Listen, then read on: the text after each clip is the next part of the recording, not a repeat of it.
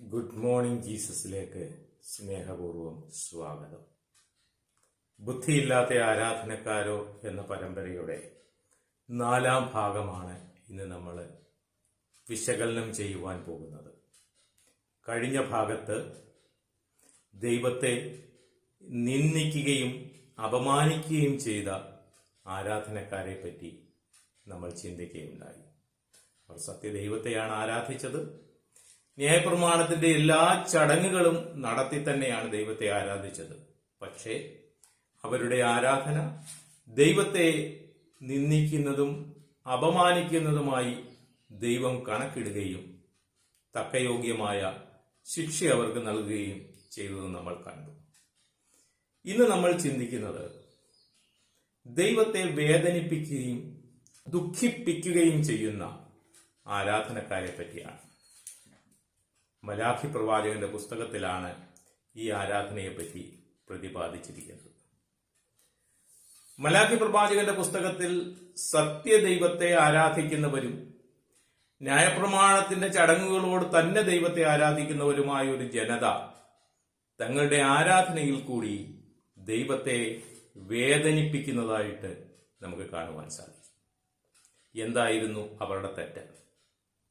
ഒന്നാമതായിട്ട് പ്രവാചകൻ ചൂണ്ടിക്കാണിച്ചത്, അവർ ദൈവത്തെ പിതാവായി സംബോധന ചെയ്തു, പക്ഷേ അല്പം പോലും ബഹുമാനം ദൈവത്തിന് കൊടുത്തില്ല. ദൈവത്തെ യജമാനനായി കരുതി, പക്ഷേ ഭക്തി കാണിച്ചില്ല. പ്രവാചകൻ പറയുന്നത്, ഒരു ചക്രവർത്തിക്കെന്നല്ല, ഒരു രാജാവിനെന്നല്ല, ഒരു ദേശാധിപതിക്ക് പോലും കാഴ്ചവെക്കാൻ കൊള്ളാത്തതിനെയാണ് അവർ ദൈവത്തിന് വഴിപാടായി അർപ്പിച്ചത്. ഇത് ദൈവത്തെ വേദനിപ്പിച്ചു. രണ്ടാമത് കാണുന്ന ഒരു കാര്യം, അവർ ദൈവത്തെ പറഞ്ഞു പറ്റിക്കാം എന്ന് വിചാരിച്ചു. ആട്ടിൻകൂട്ടത്തിലെ ഏറ്റവും നല്ല ഒന്നിനെ ദൈവത്തിനായി നേരും.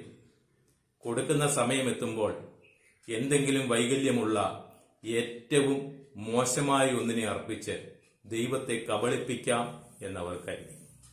ഇത് ദൈവത്തെ വേദനിപ്പിച്ചു. മൂന്നാമത് അവിടെ പ്രവാചകൻ ചൂണ്ടിക്കാണിക്കുന്ന വസ്തുത, അവർ ന്യായവിധി നടത്തുന്നതിൽ പക്ഷാഭേദം കാണിച്ചു എന്നുള്ളതാണ്. ദൈവം തന്റെ നീതിയും ന്യായവും നടപ്പാക്കാൻ വേണ്ടി ഈ ലോകത്തെ ആക്കി വച്ചിരിക്കുന്ന സംവിധാനങ്ങളിൽ അവർ വിശ്വസ്തത പുലർത്താതെ ന്യായാധിപ സഭകളിൽ പക്ഷഭേദം കാണിച്ചിട്ട് ആരാധിച്ചതും ദൈവത്തെ വേദനിപ്പിച്ചതായി കാണുന്നു. നാലാമത് നമ്മൾ കാണുന്ന ഒരു കാരണം, അവർ ദൈവത്തിന്റെ യാഗപീഠത്തെ നിസ്സഹായന്റെ കണ്ണീരും കരച്ചിലും ഞരക്കവും കൊണ്ട് മൂടിക്കളഞ്ഞു എന്നുള്ളതാണ്. ഇവരിവിടെ വഴിപാട് കഴിക്കുന്നു, യാഗം കഴിക്കുന്നു, പക്ഷെ ദൈവത്തിന്റെ മുമ്പിലെത്തുന്നത് ഇവർ കാരണം നിസ്സഹായരായി തീർന്ന, അപമാനിതരായി തീർന്ന വ്യക്തികളുടെ കണ്ണുനീരാണ്. അതിലേറ്റവും പ്രധാനമായി പ്രവാചകൻ ചൂണ്ടിക്കാണിച്ചിരിക്കുന്നത്, അവർ കുടുംബ ബന്ധങ്ങളിൽ കാണിച്ച അവിശ്വസ്തതയും അതിനോടൊപ്പം ആ ഭാര്യമാരെയും കുഞ്ഞുങ്ങളെയും അനാഥരാക്കിക്കൊണ്ട് നടത്തിയ ഉപേക്ഷണവുമാണ്. അക്കാലഘട്ടത്തിൽ സ്ത്രീകൾ ഈ രീതിയിലായി തീർന്നാൽ അവരുടെ കണ്ണുനീര്, അവരുടെ നിസ്സഹായ അവസ്ഥ ദൈവത്തിന്റെ സന്നിധിയിൽ വളരെ ശക്തമായി എത്തി. ഇത് ദൈവത്തെ വേദനിപ്പിച്ചതായി കാണുന്നു. മറ്റൊരു കാര്യം അവിടെ സൂചിപ്പിക്കുന്നത്, അവരുടെ വാക്കുകൾ ദൈവത്തെ വല്ലാതെ വേദനിപ്പിച്ചു. എന്തായിരുന്നു അവരുടെ വാക്കുകൾ? അവരുടെ വാക്കുകൾ ഇങ്ങനെയായിരുന്നു, ദൈവത്തിന് ശുശ്രൂഷ ചെയ്യുന്നത് കൊണ്ട് യാതൊരു പ്രയോജനവുമില്ല. അത് ദൈവത്തിന് ഇഷ്ടം ദുഷ്ടന്മാരെയാണ്, അല്ലെങ്കിൽ ന്യായവിധി എന്തുകൊണ്ട് സംഭവിക്കുന്നില്ല? അവർ ദൈവത്തെ ആരാധിക്കുമ്പോൾ, ദൈവത്തിന് വഴിപാട് കഴിക്കുമ്പോൾ തന്നെ ഇങ്ങനെ ദൈവത്തെ വേദനിപ്പിക്കുന്ന ചോദ്യങ്ങളും ചോദിച്ചുകൊണ്ട് ദൈവത്തിന്റെ വേദന മലാഖി പ്രവാചകന്റെ പുസ്തകം 1-ാം അധ്യായം 10-ാം വാക്യത്തിൽ വ്യക്തമാക്കുന്നു. ആരെങ്കിലും ദേവാലയത്തിന്റെ വാതിലൊന്ന് അടച്ചു കളഞ്ഞെങ്കിൽ നന്നായിരുന്നു. ഇവർ വഴിപാടും യാഗവുമായിട്ട് ആരാധനയ്ക്കായി ഇങ്ങോട്ട് കടക്കാതിരിക്കത്തക്കവണ്ണം ദേവാലയത്തിന്റെ വാതിൽ ആരെങ്കിലും അടച്ചെങ്കിൽ കൊള്ളായിരുന്നു എന്ന് പറയുന്നിടത്ത് ദൈവത്തിന്റെ വേദന എത്ര ശക്തമാണെന്ന്, എത്ര തീവ്രമാണെന്ന് നമുക്ക് കാണുവാൻ സാധിക്കും. എല്ലായിടത്തെയും പോലെ പുരോഹിതന്മാരിൽ നിന്ന് തന്നെയാണ് അധപ്പതനം ഇവിടെയും ആരംഭിച്ചത്. പിന്നീടത് ജനത്തിലേക്ക് വ്യാപിച്ചു. നമുക്കെല്ലാവർക്കും അറിയാവുന്നതുപോലെ നന്മയായാലും തിന്മയായാലും ആരംഭിക്കുന്നത് നേതൃത്വത്തിൽ നിന്നായിരിക്കും. അവിടെ നിന്നാണ് മറ്റുള്ളിടത്തേക്കും അത് വ്യാപരിക്കുന്നത്. ഇത് സഭാ നേതാക്കന്മാർക്കും ദൈവവേലക്കാർക്കും ഒരു മുന്നറിയിപ്പാണ്. ജനം അവരുടെ വാക്കുകളും പ്രവൃത്തിയും ശ്രദ്ധിക്കുന്നുണ്ട്. അവരുടെ പിന്മാറ്റം അത് ചെറുതാണെങ്കിൽ പോലും സമൂഹത്തിൽ അധപ്പതനത്തിന്റെ വിത്തുകൾ പാകുവാൻ പര്യാപ്തമാണ്. പക്ഷെ ഇതിന്റെയൊക്കെ ഇടയിലും പ്രവാചകൻ വിളിച്ചു പറയുന്ന ഒരു സത്യമുണ്ട്. ദൈവത്തിന്റെ പക്കൽ ഒരു സ്മരണ പുസ്തകമുണ്ട്.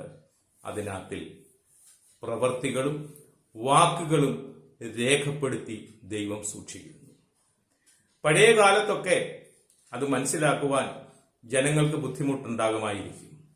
എന്നാൽ ശാസ്ത്രം എത്രയും വളർന്ന കാലത്ത് ഭൂമിയിൽ നടക്കുന്ന സംഭവങ്ങൾ അത് രേഖപ്പെടുത്താനും ഭൂമിയിലെ ശബ്ദങ്ങൾ രേഖപ്പെടുത്താനും, എന്തിന് മനുഷ്യന്റെ മനസ്സ് പോലും രേഖപ്പെടുത്താൻ കഴിയുന്ന സംവിധാനങ്ങൾ ശാസ്ത്രം രൂപപ്പെടുത്തിയിട്ടുണ്ടെങ്കിൽ സർവശക്തനായ ദൈവത്തിന് ഇതൊക്കെ രേഖപ്പെടുത്തി സൂക്ഷിക്കുവാൻ ബുദ്ധിമുട്ടുണ്ടാകില്ല എന്ന് നമുക്ക് മനസ്സിലാക്കാം. പ്രവാചകൻ അവിടെ കൊണ്ട് നിർത്തുന്നില്ല. പ്രവാചകൻ മറ്റൊന്നുകൂടി പറയുന്നു. അതെന്താണ്? ദൈവത്തിന്റെ ഒരു ദിവസമുണ്ട്. ആ ദിവസത്തിൽ ദുഷ്ടനും നീതിമാനും തമ്മിലുള്ള വ്യത്യാസം കാണാം. ആ ദിവസത്തെ മലാഖി പ്രവാചകൻ വിളിക്കുന്നത് ചൂള പോലെ കത്തുന്ന ഒരു ദിവസമെന്നാണ്. സഹോദരങ്ങളെ, സകലവും സ്മരണ പുസ്തകത്തിൽ എഴുതി സൂക്ഷിക്കുന്ന ദൈവം, സകലവും ഓർമ്മയിൽ സൂക്ഷിച്ചു വെക്കുന്ന ഒരു ദൈവം, അതിനുവേണ്ടി ഒരു ദിവസം ഒരുക്കുന്ന ദൈവം, ആ ദൈവത്തെയാണ് ആരാധിക്കുന്നതെങ്കിൽ ബുദ്ധിയോടെ നമുക്ക് ആരാധിക്കാം. ബുദ്ധികെട്ട ആരാധനയായി ദൈവത്തെ വേദനിപ്പിക്കുന്നവരായി തീരാതെ ബുദ്ധിയോടെ ദൈവത്തെ ആരാധിക്കുവാൻ ദൈവം നമ്മെ സഹായിക്കട്ടെ.